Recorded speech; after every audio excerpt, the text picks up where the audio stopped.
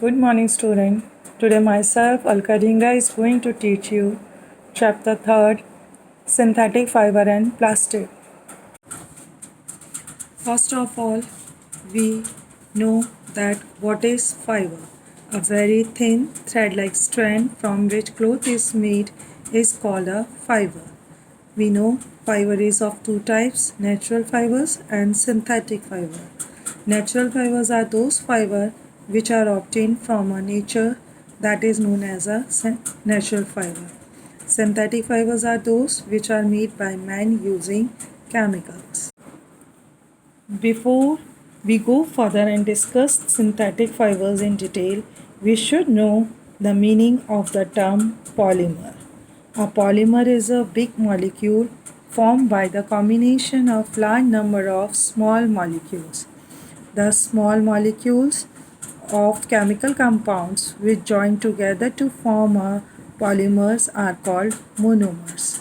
The monomers which made polymer may be of the same compound or of a two different compounds. The word polymers comes from the two Greek words poly meaning many and mers meaning unit. So, a polymer is made of small repeating unit of chemical compounds called monomers. Polymers are of two types, natural polymers and synthetic polymers. Cotton, wool and silk are natural polymer. For example, cotton fiber is made of a natural polymer called cellulose. Cellulose is a polymer which is made up of a large number of small glucose molecules.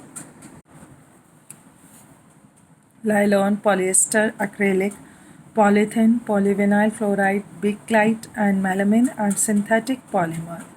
For example, nylon fiber is made up of nylon polymers in which two different types of molecules or monomer units are combined alternately to form long chains. Now we will discuss about synthetic fibers. The man-made fibers produced from chemical substance are called synthetic fibers. Synthetic fiber is a polymer made from the molecules of a monomers or sometimes two monomers joined together to form a very long chains. There are different types of synthetic fibers. First rayon, second nylon, third polyester and fourth acrylic. Rayon is often regarded as an artificial silk. Rayon is a man-made fiber prepared from a natural raw material called cellulose by chemical treatment. Wood pulp is dissolved in an alkaline solution or a sodium hydroxide solution to form a sticky liquid called viscose. Viscose is forced to pass through a tiny holes of a metal cylinder into a substance of sulfuric acid when silk-like thread of rayon is formed. Rayon is different from truly synthetic fibers because it is obtained from a natural material, wood pulp. Rayon is cheaper than natural silk and can be woven like silk fibers. Rayon can be dyed in a variety of colors. Second is nylon. Nylon is a synthetic fiber. In fact, nylon is the first fully synthetic fibers made by man without using any natural raw material. The name nylon comes from the fact that it was developed in New York NY and London LON. Nylon is a thermoplastic polymer which can be melted by heating. Molten nylon is forced through the fine holes in a spincher to make nylon fibers or cut into a desired shape. Some of the important properties of nylon fibers are follows. Nylon fibers are very strong, fairly elastic, lightweight, and lustrous.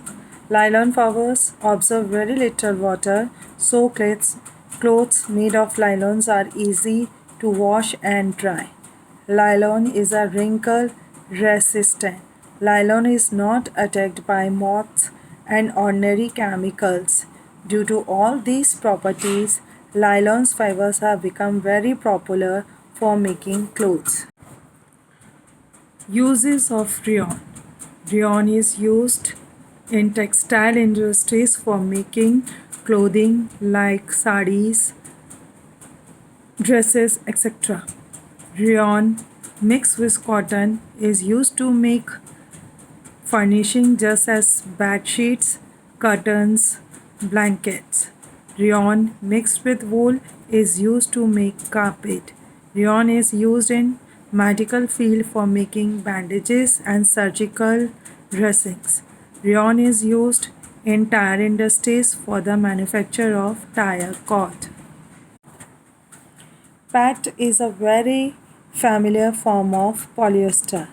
PET is the abbreviation of the synthetic polymer called polyethylene tetraphthalate. PET can be made into a fiber or a plastic. PET is replacing material like glass. Unlike glass, PET is shatterproof. PET is used for making bottles, jars, and utensils. Most of the properties of polyester fibers are similar to those of nylon. Polyester fibers are, however, stronger than nylon fibers. Polyester fibers are also softer than nylon fibers. Since polyester fabric is strong, wrinkle resistant, easy to wash and dry, not attacked by moths and ordinary chemicals, it is quite suitable for making dress materials. Last is acrylic. Acrylic is a synthetic fiber. Acrylic fiber is made from a chemical called acrylonitrile by the process of polymerization. Acrylic is a lightweight, soft, and warm with a wool-like feel. Acrylic retains the shape, resists shrinkage, and wrinkles. Acrylic fibers are resistant to moths and most chemicals. Due to its wool-like feel, acrylic fiber is often used as a substitute for wool. The wool obtained from natural sources like is quite expensive. Acrylics offer a less expensive alternative to natural wool. So the clothes made from acrylics are relatively cheaper but more durable than those made from natural wool. Acrylic fiber is used for making sweaters, shawls, blankets, jackets, sportswear, socks, furnishing, fabrics, carpets, and as lining for boots and gloves. Now we will discuss the characteristics of synthetic fibers. There are so many characteristics of synthetic fibers. First of all, synthetic fibers are very strong. Synthetic fibers are more durable. Synthetic fibers absorb very little water. Synthetic fibers are wrinkle resistant. Synthetic fibers are quite lightweight. Synthetic fibers are extremely fine. Synthetic fibers are not attacked by moths. Synthetic fibers do not shrink. Synthetic fibers are less expensive and easily available. Clothes made from synthetic fiber are easier to maintain. जिस चीज़ की advantages होती हैं उसी तरह disadvantages भी बहुत होती हैं. इसी तरह सिंथेटिक फाइबर्स की भी कुछ डिसएडवांटेजेस हैं जो मैं आपको बता रही हूँ. फर्स्ट है disadvantage of synthetic fibre is that it is easily melt on heating. Another disadvantage is that the clothes made of synthetic fibers are not suitable for wearing during hot summer weather. The manufacturing of fully synthetic fibers is helping in the conservation of forest. Another topic of this chapter is plastic. आप लोग सब अपने घर में देखते हो there are so material which are made up of plastic just like your bags, pencil box, toothbrush, other material which are used in kitchens are made up of plastics. So first of all we discuss what is a plastic. A plastic is a synthetic material which can be molded or sent into a desired shape when soft and then hardened to produce a durable article. Like synthetic fibers, plastic are also polymers. There are so many examples of plastic just like polythene, polyvinyl chloride, bakelite, melamine, etc. Plastic is of two types, thermoplastics and thermosetting plastic. First, thermoplastics. What is thermoplastic? A plastic which can be softened rapidly by heating and can be molded into a different shapes again and again is called a thermoplastic. Example of thermoplastics are polythene and polyvinyl chloride. Second is thermosetting plastic. A plastic which once set does not become soft on heating and cannot be molded a second time is called a thermosetting plastic. Some of the example of thermosetting plastics are bakelite and melamine. Thermosetting plastics are used for making the handle of cooking utensils such as fry pan handles and pressure cookers handles. Why? Because they do not soften on getting heated. They are poor conductor of heat. Thermosetting plastic are used for making electrical fittings such as electric switches, plugs and sockets. Why? Because they do not become soft on heating. They do not conduct electricity. Now I tell you about the useful properties of plastics. Plastic is chemically unreactive. Plastics are poor conductors of heat and electricity. Plastics can be molded into different shapes. Plastics are quite cheap and easily made. Plastic is light, strong and durable. How to save the environment from excessive plastic waste? There are a few steps we have to take in to save the environment. First of all, we should try to reduce the use of plastic by using other materials in the place. We should not throw polythene bags, wrappers of chips, biscuits and other in our water bodies, on the roads, in parks or picnic places. The used plastic material should be put in the dustbin. This will keep our surrounding clean and also prevent the blockage of dirty water drains and sewers.